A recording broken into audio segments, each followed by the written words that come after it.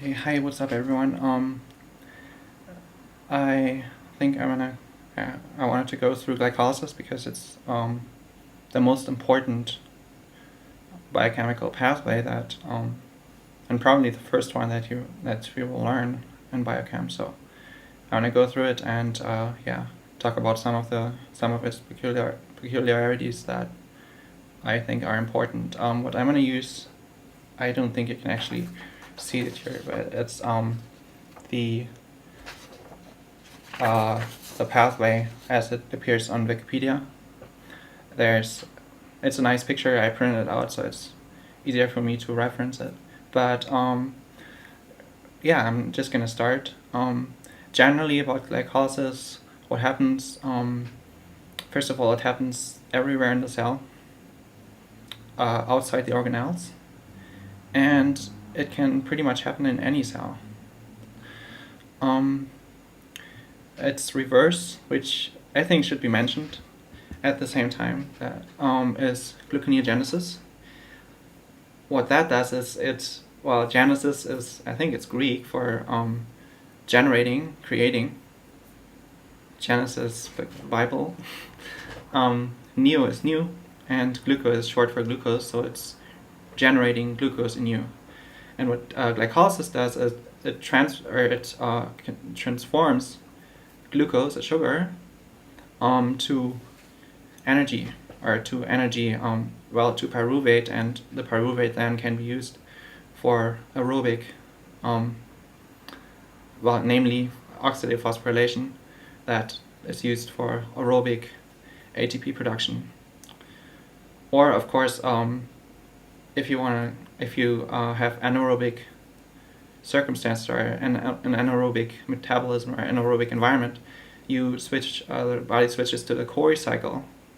I'm not going to talk about it here, but it's painful for the body if you think about it. For example, there's one fun fact that glycolysis, you can have a partial enzyme defect. For glycolysis, you can still live. You have an enzyme defect, even a partial enzyme defect for the tricarboxylic acid cycle, which is also called citric acid cycle, or TCA cycle as I call it, or the Krebs cycle. And you won't live because this is the main energy production site in the human body. So this is more important than glycolysis. But you still need glycolysis because I think I didn't even say, I didn't finish that thought, but you start with glucose, start with the sugar. Let's start, where does the sugar come from? It's stored in the liver, or mainly in the liver. After you eat a high carbohydrate meal, what's going to happen is insulin in some way takes the liver, it's transformed into its storage form, glycogen. And here's another interesting fact.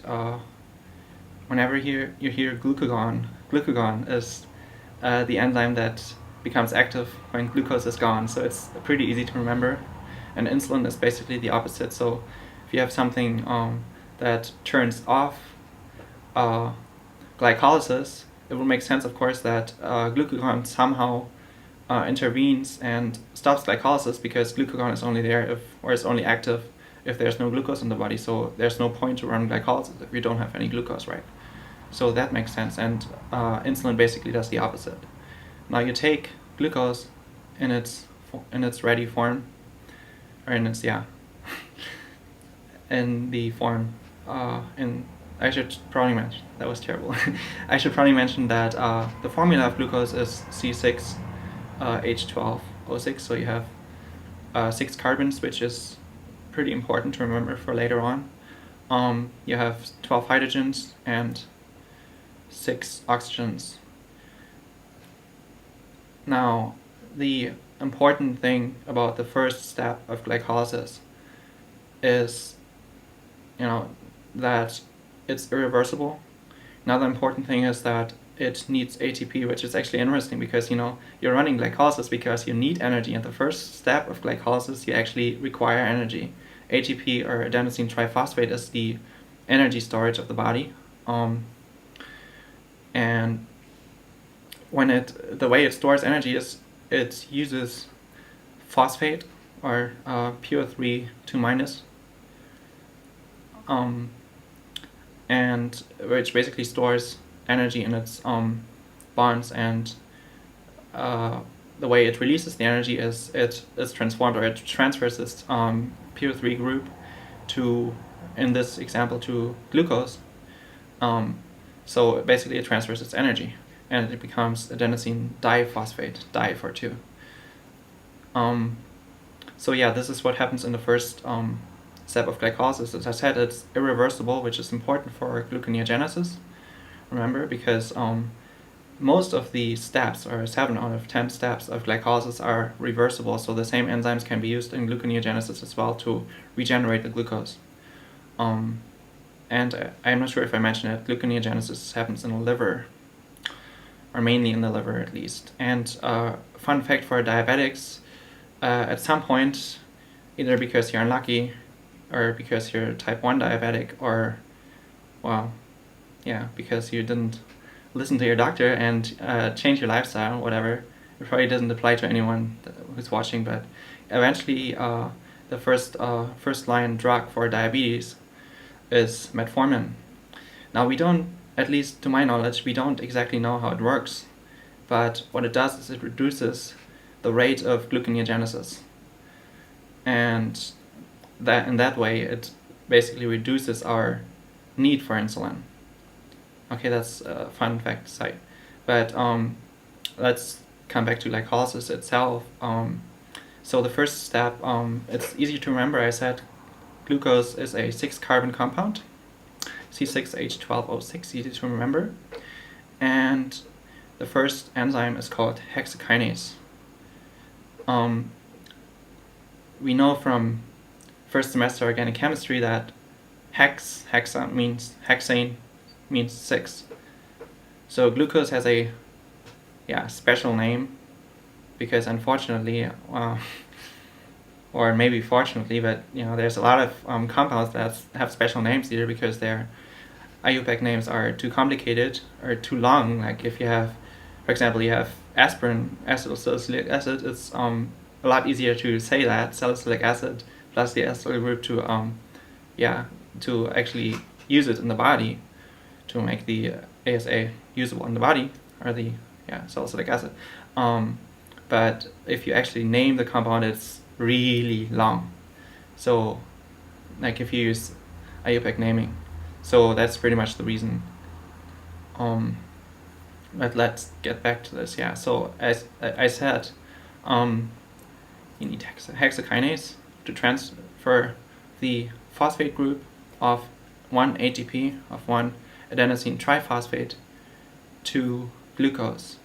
And as you know from basic organic chemistry, that that changes the name of the glucose to glucose 6-phosphate, because the carbon number 6, that's here outside the ring, I don't know if you can see that, is named because it's you number the carbons, and this is number 6 carbon, it's transferred. So basically it transfers its energy and it becomes adenosine diphosphate, and the result is glucose 6-phosphate, which then continues on in glycolysis cycle, or glycolysis pathway. Now in this picture here, there is magnesium 2+, which is here. Thing is, sometimes enzymes don't function by themselves and need so-called coenzymes. Now there's different types of coenzymes. I'm actually not quite sure of the actual names, but it's pretty much like, in basic biochemistry you have anaerobic, or you have obligate anaerobes, and you have, I can't remember what the other one is, but basically that some compounds can live without oxygen, and which are obligate anaerobes. They don't function quite as well, but they can still function without oxygen. So, which means they have they can perform, or can probably perform, some sort of oxidative phosphorylation if they're organic molecules or if they're animal cells. Actually, scratch that. Bad thought. And they can also perform some sort of fermentation slash animal cells co-recycle. Yeah, of course. I should mention it here. The co-recycle. The problem of the co-recycle is that it is acidic, and usually, of course, what happens is you breathe out the carbon dioxide, and it's no big deal because you get rid of the acid. And of course, if you're hyperventilating, of course your pH would increase because you're exhaling all the sort of the acidic parts of the blood buffer. But enough of that. Let's continue with glycolysis. It's already 11 minutes. So we end up with glucose 6-phosphate. The next step, I don't even know what the enzyme is called. It's not that important. It's reversible, as 7 out of 10 steps of glycolysis. Phosphoglucose isomerase. Okay, so it basically changes the structure, or the 3D structure of the sugar to make fructose 6-phosphate, because the phosphate obviously is still bonded to the sugar. So the next product here is fructose 6-phosphate. And what happens then is the next enzyme is extremely important and is regulated. So this is how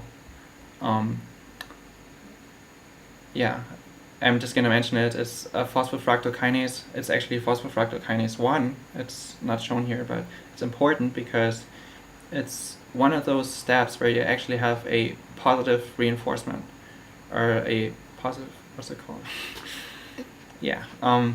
Basically, you have phosphofructokinase 2, which stimulates phosphofructokinase 1, and that comes from the liver. Again, you have magnesium 2 plus here as a coenzyme, not important. And again, as as you can see here, you get the last step of the 6-carbon. Here you get another phosphate bonded to fructose 6-phosphate to create, or to make fructose 1,6-bisphosphate. So both ends, it's a cyclic molecule, but carbon 1 and carbon 6 each have a phosphated PO3 group. So again, of course, you need ATP to transfer the phosphate group and end up with adenosine diphosphate. Now the next step is, you can go into a lot more detail here. I'm not going to do that. Basically, okay, what's it called here? The enzyme is not important, but it's called fructose bisphosphate aldolase. Bisphosphate is another way of saying diphosphate. So 2 phosphates. The products here is DHAP, or dihydroxyacetone phosphate, and glyceraldehyde 3-phosphate. I think it's abbreviated G3P. Don't quote me on that. Anyway, DHAP, dihydroxyacetone phosphate, can be interconverted if it's not used for something else. I'm not going to mention here. We're not going to talk about here. With an unimportant enzyme, can be interconverted to glyceraldehyde 3-phosphate as well. And this is why you get 2-pyruvate and why everything else here is doubled. Okay, so you start the next reaction is interesting. It uses an NAD, an oxidized nicotinamide adenine dinucleotide, which is used for it's the oxidized version, so it's oxidized in something else by itself being reduced. Okay. And what it does is it meets glyceraldehyde 3-phosphate. Again, this happens twice. Again, coenzyme magnesium 2 plus. Not a big deal. The result is 1,3-bisphosphoglycerate. Now this is interesting because it's a 3 carbon compound with 2-phosphate. Okay, the next step, finally we get energy back, and finally after this step, glycolysis is actually worth it.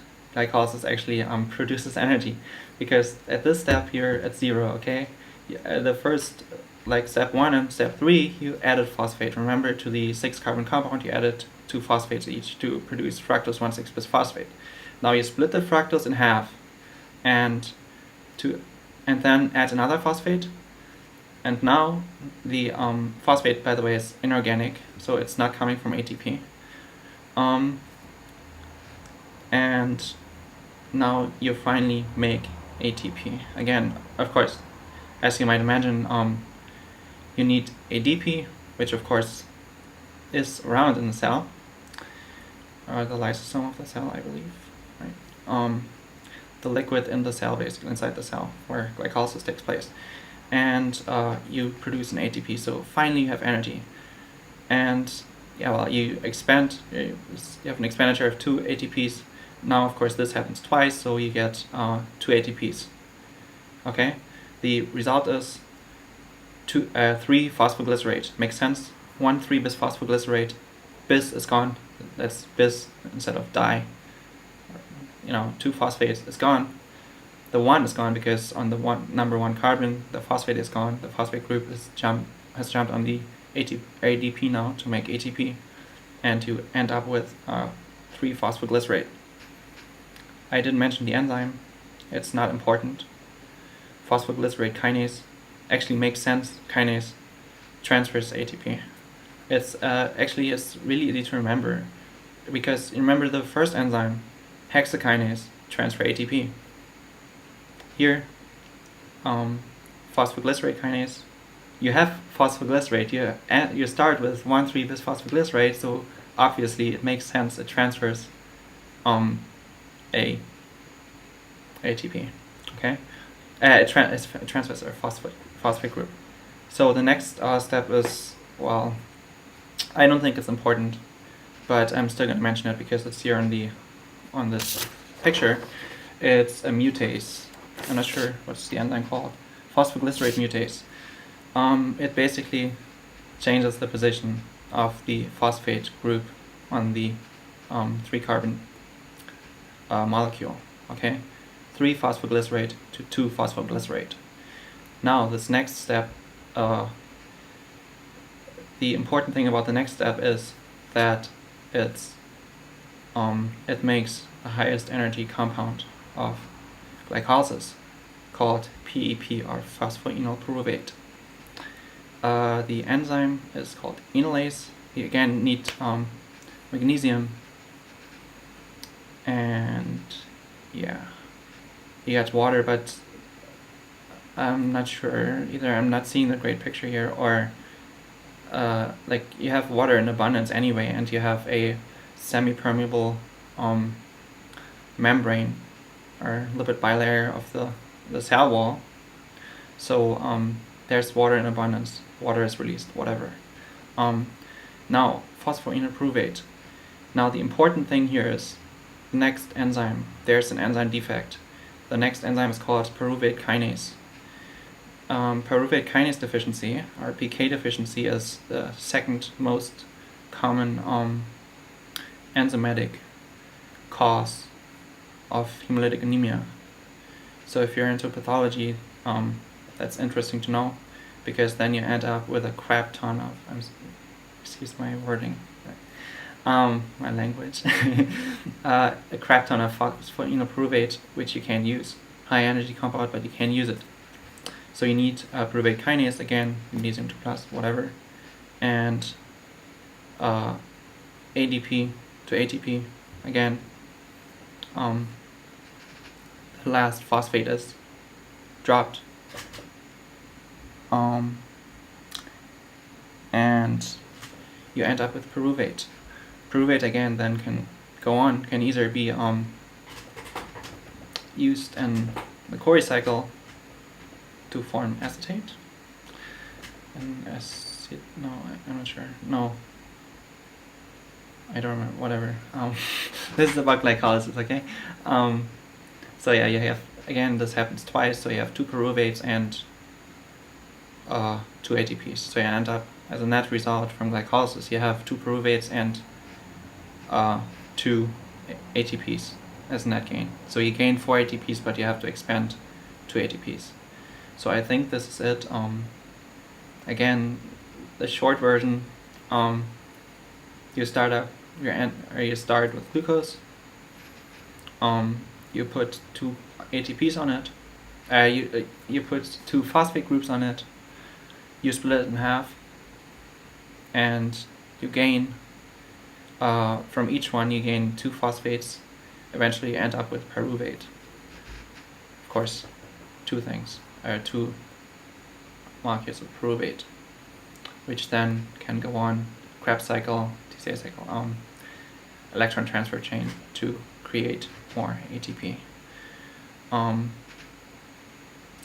Yeah, that's pretty much it. Especially it took a little longer than I wanted to, but see ya, guys.